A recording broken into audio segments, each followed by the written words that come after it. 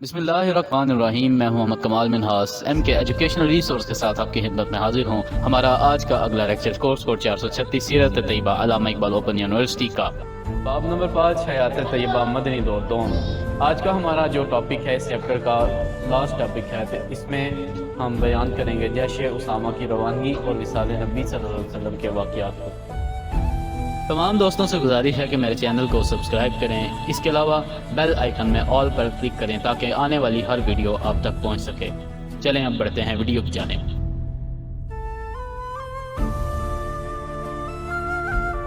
جیسا کہ لیکچر کے سٹارٹ میں نے ڈسکس کیا تھا کہ ہمارا جو آج کا ٹاپک ہے وہ جیش اسامہ کی روانگی اور وصال نبی صلی اللہ علیہ وسلم کے متعلق ہوگا۔ پہلے جیش اسامہ بن زید رضی اللہ عنہ کی روانگی کے متعلق جانتے ہیں۔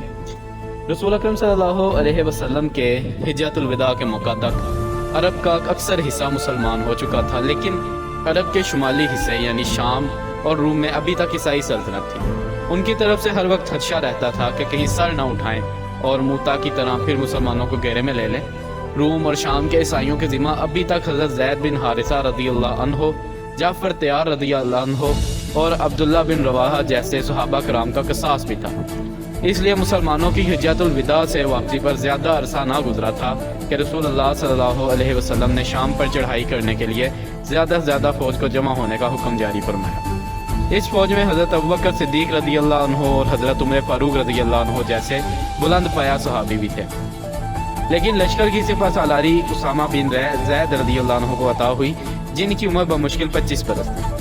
حضور صلی اللہ علیہ وسلم نے حضرت اسامہ رضی اللہ عنہ کو بطور سپہ سالار ہدایات بھی کی اور یہ بھی فرمایا کہ فتح ہونے کے بعد وہاں پڑے رہنے کی بجائے نصرت اور غنیمت کی بشارت کے ساتھ مدینہ جلدی لوٹ آئے۔ حضرت اسامہ رضی اللہ عنہ نے فوج کی کمان سنبھال لی۔ مدینہ سے باہر مقام جرف پر فوجوں کی دیکھ بھال کر رہے تھے کہ اچانک رسول خدا صلی اللہ علیہ وسلم کی شدید علالت کی اطلاع پہنچی، جس کی وجہ سے روانگی پیدا ہوا اور یہ جماعت فوراً روانہ نہ ہو سکی۔ اب رسول خدا صلی اللہ علیہ وسلم کی علالت اور وصال کا واقعہ آ جاتا ہے۔ رسول پاک صلی اللہ علیہ وسلم کی بعثت کا مقصد پورا ہو چکا تھا، اس لیے حجۃ الوداع ہی میں آپ صلی اللہ علیہ وسلم مسلمانوں کو الوداع کہا اور مدینہ تشریف لانے کے بعد رفیق اعلیٰ سے ملنے کی تیاریوں میں مشغول ہو گئے، اور آپ صلی اللہ علیہ وسلم کا زیادہ وقت تسبیح میں گزرنے لگا۔ شہدائے احد نے بڑی بے کسی سے جان دی تھی، اس کا حضور صلی اللہ علیہ وسلم کے دل پر بہت اثر تھا، اس لیے ایک دن آپ صلی اللہ علیہ وسلم کی قبروں پر تشریف لے گئے اور ان سے اس طرح رخصت ہوئے جس طرح ایک مرنے والا اپنے اعزاؤں کو الوداع کہتا ہے۔ پھر 18 یا 19 صفر 11 ہجری کو آپ صلی اللہ علیہ وسلم جنت البقیع تشریف لے گئے۔ وہاں سے واپس ہوئے تو مزاج ناساز ہو گیا۔ بیماری کی حالت میں بھی آپ صلی اللہ علیہ وسلم ازراہ عدل ازواج مطہرات کے گھروں پر بسر فرماتے رہے۔ جب بیماری کی شدت میں اضافہ ہوا تو ازواج مطہرات سے اجازت لے کر حضرت عائشہ رضی اللہ عنہ کے گھر تشریف لے گئے۔ کمزوری اس قدر بڑھ گئی تھی کہ چلا نہیں جاتا تھا۔ حضرت علی اور حضرت عباس رضی اللہ عنہ دونوں بازو تھام کر بمشکل حضرت عائشہ رضی اللہ عنہ کے حجرے میں لائے۔ جب تک آپ صلی اللہ علیہ وسلم میں قوت تھی، آپ صلی اللہ علیہ وسلم مسجد میں نماز پڑھنے کی غرض سے تشریف لاتے رہے۔ سب سے آخری نماز جو آپ صلی اللہ علیہ وسلم نے پڑھائی وہ مغرب کی نماز تھی۔ سر میں درد تھا، اس لیے رومال باندھ کر تشریف لائے اور نماز ادا کی۔ عشاء کا وقت آیا تو دریافت فرمایا کہ نماز ہو چکی۔ لوگوں نے عرض کیا کہ سب کو حضور صلی اللہ علیہ وسلم کا انتظار ہے۔ آپ صلی اللہ علیہ وسلم نے اٹھنا چاہا تو غش آ گیا۔ افاقے کے بعد پھر فرمایا کہ نماز ہو چکی۔ لوگوں نے پھر وہی جواب دیا۔ تیسری بار پھر ایسا ہوا۔ حضور صلی اللہ علیہ وسلم نے فرمایا کہ ابوبکر صدیق نماز پڑھائیں۔ پھر کئی دن تک حضرت ابوبکر صدیق رضی اللہ عنہ نے نماز پڑھائی۔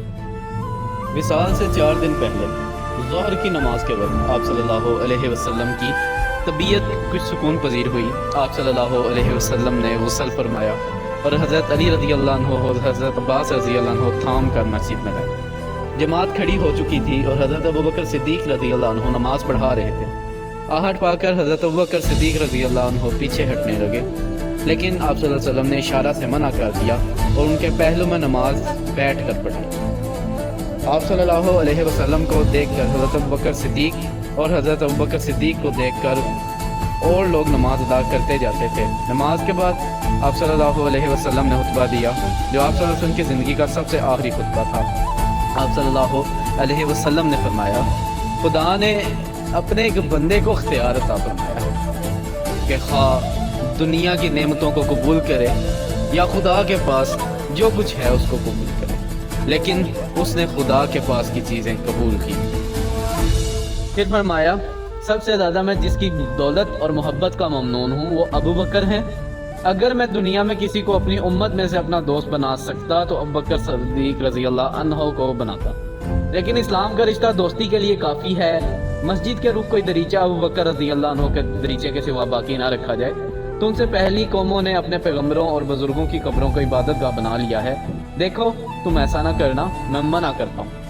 آپ صلی اللہ علیہ وسلم کو حضرت فاطمہ الزہرا رضی اللہ عنہا سے بے حد محبت تھی۔ اثنائے علالت تشریف لائیں تو ان سے کان میں کچھ باتیں کی، وہ رونے لگی، پھر بلا کر کچھ کہا تو حضرت فاطمہ رضی اللہ عنہا خوش ہوئی۔ آپ سے دریافت کیا تو فرمایا کہ پہلی دفعہ آپ صلی اللہ علیہ وسلم نے فرمایا کہ میں اسی مرض میں انتقال کروں گا۔ جب میں رونے لگی تو فرمایا کہ میرے خاندان میں سب سے پہلے تم ہی مجھ سے آ کر ملو گی۔ اس پر میں ہنسنے لگی۔ اسی کرب اور بے چینی میں یاد آیا کہ حضرت عائشہ رضی اللہ عنہا کے پاس کچھ اشرفیاں رکھوائیں تھیں۔ دریافت فرمایا کہ عائشہ وہ اشرفیاں کہاں ہیں؟ جاؤ ان کو خدا کی راہ میں حیرات کر دو۔ جس دن آپ صلی اللہ علیہ وسلم کی وفات ہوئی، بظاہر سکون تھا، حجرہ مبارک مسجد سے ملا ہوا تھا۔ آپ صلی اللہ علیہ وسلم نے پردہ اٹھا کر دیکھا تو لوگ فجر کی نماز پڑھنے میں مشغول تھے۔ دیکھ کر مسرت سے ہنس پڑے۔ لوگوں نے آہٹ پا کر خیال کیا کہ آپ صلی اللہ علیہ وسلم باہر آنا چاہتے ہیں۔ خوشی سے سب لوگ بے قابو ہو گئے اور قریب تھا کہ نمازیں ٹوٹ جائیں۔ حضرت ابوبکر صدیق رضی اللہ عنہ جو امامت کروا رہے تھے، انہوں نے پیچھے ہٹنا چاہا، لیکن آپ صلی اللہ علیہ وسلم نے اشارے سے روکا اور حجرے میں داخل ہو کر پردہ ڈال دیا۔ یہ سب سے آخری موقع تھا کہ صحابہ کرام رضی اللہ عنہ نے حضور صلی اللہ علیہ وسلم کی زیارت کی۔ دن جیسے جیسے چڑھتا جاتا تھا، آپ صلی اللہ علیہ وسلم پر بار بار غشی طاری ہوتی تھی اور پھر افاقہ ہو جاتا تھا۔ حضرت فاطمہ رضی اللہ عنہ پریشان ہوئی تو فرمایا کہ تمہارا باپ آج کے بعد بے چین نہیں ہوگا۔ وفات سے کچھ پہلے حضرت ابو بکر صدیق رضی اللہ عنہ کے صاحبزادے عبد الرحمن رضی اللہ عنہ خدمت میں حاضر ہوئے۔ آپ صلی اللہ علیہ وسلم حضرت عائشہ رضی اللہ عنہ کے سینے پر ٹیک لگائے تھے۔ عبد الرحمن رضی اللہ عنہ کے ہاتھ میں مسواک تھی۔ آپ صلی اللہ علیہ وسلم مسواک کی طرف غور سے دیکھا تو حضرت عائشہ رضی اللہ عنہا سمجھ گئیں کہ آپ صلی اللہ علیہ وسلم مسواک چاہتے ہیں۔ انہوں نے حضرت عبد الرحمن کے ہاتھ سے مسواک لے کر دانتوں سے نرم کی اور خدمت میں پیش کی۔ آپ صلی اللہ علیہ وسلم نے بالکل تندرستوں کی طرح مسواک کی۔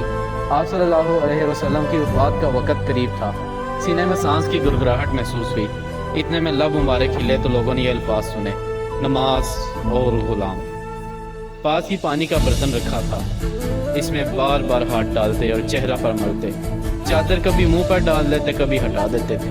اتنے میں ہاتھ اٹھا کر انگلی سے اشارہ کیا اور 3 دفعہ فرمایا، بل الرفیق الاعلی، بل الرفیق الاعلی، بل الرفیق الاعلی۔ اب اور کوئی نہیں بلکہ وہ بڑا رفیق درکار ہے۔ یہی کہتے کہتے آنکھیں ساکن ہو گئیں اور روح پاک عالم قدوس میں پہنچ گئی۔ تجہیز و تکفین کا کام آپ صلی اللہ علیہ وسلم کی وفات کے دوسرے دن۔ اس کے متعدد اسباب تھے۔ نمبر 1، عقیدت مندوں کو یقین نہیں آتا تھا کہ آپ صلی اللہ علیہ وسلم اس دنیا سے رخصت ہو چکے۔ حضرت عمر فاروق رضی اللہ عنہ بھی جوش میں تھے۔ اتنے میں حضرت ابوبکر صدیق رضی اللہ عنہ نے خطبہ دے کر لوگوں کو یقین دلایا کہ حضور صلی اللہ علیہ وسلم کی وفات یقینی چیز تھی۔ نمبر 2، قبر کھودنے کا کام غسل و کفن کے بعد شروع ہوا، اس لیے دیر ہوئی۔ تیسرے نمبر پہ جس حجرے میں آپ صلی اللہ علیہ وسلم نے وفات پائی تھی وہیں لوگ تھوڑی تھوڑی تعداد میں جاتے، نماز جنازہ ادا کرتے، اس لیے بھی دیر ہو گئی۔ آپ صلی اللہ علیہ وسلم کو حضرت علی رضی اللہ عنہ نے غسل دیا۔ حضرت عباس بھی موقع پر موجود تھے۔ حضرت عباس اور ان کے 2 صاحبزادے جسم مبارک کی کروٹیں بدلتے تھے اور اسامہ بن زید رضی اللہ عنہ اوپر سے پانی ڈالتے۔ پھر آپ صلی اللہ علیہ وسلم کو 3 سوتی چادروں میں کفن دیا گیا۔ غسل و کفن کے بعد یہ سوال پیدا ہوا کہ آپ صلی اللہ علیہ وسلم کو دفن کہاں کیا جائے۔